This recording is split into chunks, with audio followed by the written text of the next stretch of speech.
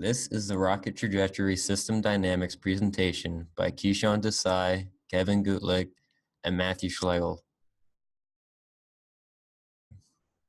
The goal of this project was to accurately model the position and velocity of a real-size rocket as it launches into space. If the model isn't accurate, the rocket will crash or not complete the assigned mission, costing millions of dollars. After launch, engineers have a limited amount of control of the rocket using the thrust produced by the engines. To solve this problem, engineers and mathematicians simulate a change in altitude and velocity because it plays a vital part starting with the design of the rocket. The main purpose of the simulation is to predict and modify variables of the system. They can then predict the rocket's orbit, possible weight of the rocket, payload limit, fuel tank size, and fuel loss during flight. They can also change the output thrust of the rocket to predict the effects on the aerodynamics, material stresses, and heat generation. In this project, using a nonlinear state space representation of the system, a numerical solution of the position and velocity can be solved to study the change in distance and velocity of a Space X Falcon 9 rocket as it begins to launch into space. SpaceX was commissioned by Nusantara Satu to send their custom-built satellite into space to provide internet throughout Indonesia. Due to the payload size of 4,100 kilograms, the Falcon 9 was a perfect rocket choice due to the 9 engines in Stage 1 and additional engine in Stage 2. The mission launched on February 21st, 2019 from Cape Canaveral, Florida, carrying 2 additional payloads from the Israelis and the United States Air Force. This rocket and specific mission were selected for comparison in order to validate the accuracy of our calculated system output. Since the majority of rocket data is kept secret or unpublished, and third-party data on the AirNet can't always be trusted, the data used to compare was captured off an official SpaceX video of the launch by taking screenshots of the velocity every 200 milliseconds. The screenshots were then put into Microsoft OneNote to be converted to text, which were then exported into Microsoft Excel and graphed.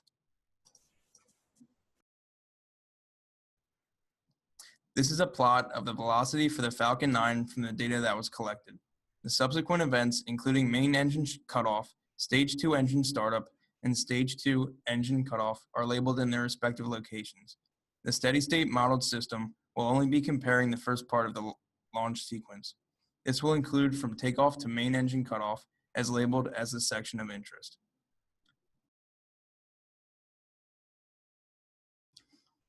The full thrust Block 5 engine variation used in the Falcon 9 rocket is powered by 10 Merlin engines. These engines burn liquid oxygen and rocket kerosene propellant, which produce a max thrust of 7,607 kilonewtons during the first stage of flight using 9 out of the 10 Merlin engines. The thrust is assumed to be set at a constant 100%, which closely follows the true thrust. The mass initially was 549,054 kilograms, but after launch, the rocket mass was assumed to decrease linearly, which is also an accurate approximation. To start modeling the system, the free body diagram and kinetic diagram show the forces, masses, and acceleration that are included in the system.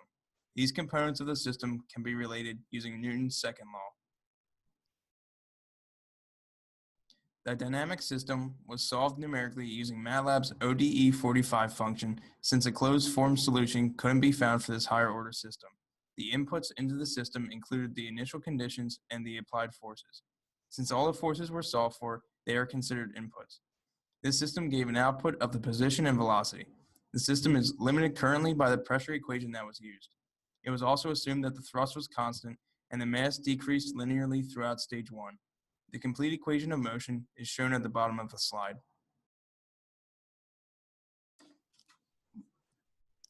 Using the free body diagram and kinetic diagram on slide 7, the 3 input forces of the system include thrust, drag, and gravity. First, let's look at the thrust force, also known as a force that moves the rocket through the air. For the section of interest, the 9 Merlin 1D engines were set to 100%, which equals a constant 7,607 kilonewtons of thrust. As the rocket launches into space, there are a multitude of reactionary forces, including friction and gravity, that are acting upon an opposite of the thrust. We can simplify it down to a drag and gravitational force. They are broken up into their components, some of which are constants and some of which vary with position and/or velocity. First, for the drag force, CD, the coefficient of drag and area are both constants as the altitude increases. However, the density is a function of pressure, altitude, and temperature. The equation used to model the temperature as a function of altitude is only valid inside the troposphere portion of the atmosphere that ends at 18,000 meters. Above the altitude, a different equation for temperature is needed. The drag force is also dependent on velocity, as it increases with altitude. For the gravitational force, we linearly interpolated 2 points of known masses at specific times. The acceleration of gravity is a function of position. As the altitude increases, the acceleration of gravity decreases. For the equations that are dependent on position, it was assumed that the rocket position was completely vertical, while realistically, it is actually curved. These are the state-space matrices created from the equation of motion. They model the rocket's position and velocity with respect to time. To solve the ODE 45 function, x1 dot and x2 dot were solved for by substituting matrix variables into the equation of motion.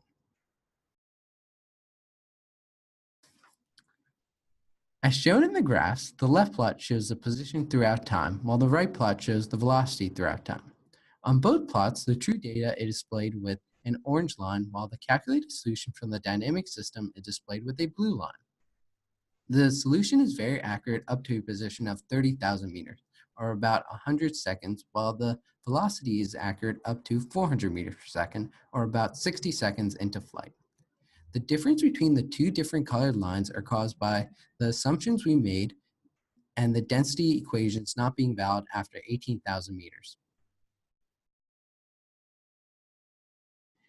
The accuracy of the results were ultimately limited by the drag force equation, which depends on air being incompressible. As a rocket goes supersonic, air becomes compressible at the speed of sound, 343 meters per second. We assume that the thrust of the rocket is constant, while in reality, the thrust of the rocket varies by about 10% during flight. Based on our results, we can conclude that the state-space model can be successfully used to model the position and velocity of a rocket in the early stages of flight.